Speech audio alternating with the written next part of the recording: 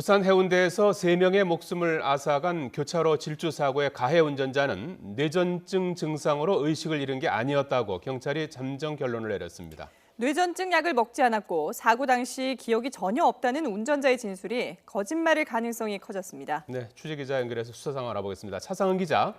네, 부산입니다. 예, 사고 당시 가해 운전자가 의식이 있었다고 경찰이 판단하는 건데요. 어떤 이유 때문입니까? 네, 해운대 교차로 질주 사고를 낸 53살 김모 씨가 뇌전증 환자인 탓에 경찰은 수사 초반에는 김 씨의 증상에 주목했습니다.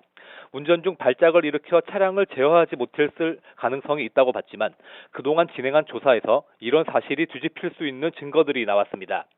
김 씨가 횡단보도를 덮친 지점에서 500m쯤 떨어진 도로에서 다른 차량과 추돌 사고를 내고 달아나는 영상을 확보한 겁니다. 김 씨는 2차로에서 사고를 내고는 비어있는 3차로로 차선을 변경해 달린 것으로 조사됐습니다. 달리는 버스 사이를 아슬아슬하게 통과하는 모습도 담겨 있습니다. 의식을 잃은 상태에서 이 같은 운전은 사실상 불가능에 가깝다고 경찰이 판단하고 있는 겁니다. 김 씨의 혈액 검사에서는 뇌전증 약의 성분이 검출됐지만 사고 당일 약을 먹지 않았다는 사실은 확인되지 않았습니다.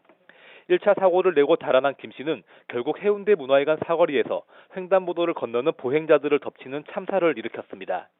사고 피해를 조사하는 과정에서 부상자가 추가로 파악되면서 21명이 다친 것으로 최종 집계됐습니다.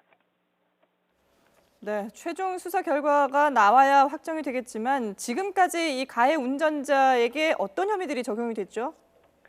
뇌전증 환자인 김 씨가 면허갱신 과정에서 병을 숨기고 적성검사를 받은 사실이 확인되면서 도로교통법 위반 혐의가 적용됐습니다.